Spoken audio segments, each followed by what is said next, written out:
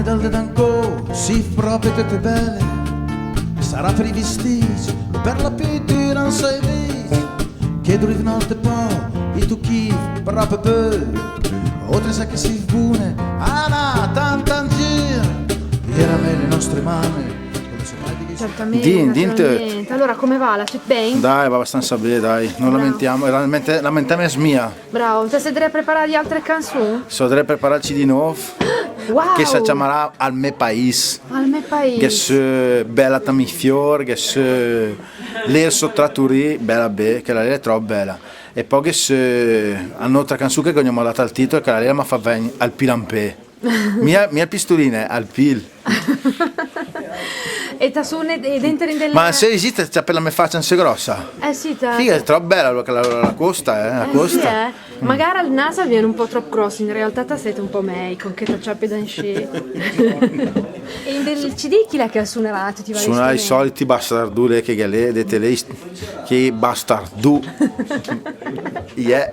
No, però suona bene.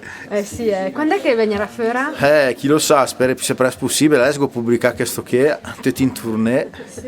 Bravo, va bene. Sei troppo forte. Un dita ma chi un tezzo, magari fai un'altra volta. Mi va, aspetti sempre te il tono là al mio locale. Vegneremo. Beh, tranquillo davanti a una bella bottiglia di vino o un bel risotto, vedi sempre che ti prepari su Facebook. Che bello. I tuoi risotti. Ma a me mi piace fare i risotti, sono un specialista. Sì? Sì. Wow. Però mi pare bene. Ti pare bene? Sì, i resti tutto a posto. Mia mangi, ya fonò. Chi è che ha fatto? Lui? Sì, no! Beh, però è bello. Sai cosa dobbiamo organizzare? Una gara di risotto. Figa, femmina, quante Gennari ore? contro Brasca. Quante ore? Lei fa fatica. Musicalmente poteva fare la gara. Sapogna fare la gara. Ma con i risotti al massacro. Pensa anche a me. Mi assaggi volentieri a tutti e due. Ma fa piacere. A presto allora. Vabbè. Ciao. Ciao Simo, grazie a te. Lei la scuola elettrica che la fa troppo rumore.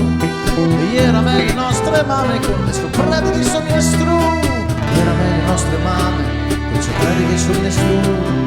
Quando ha parlato al matrimonio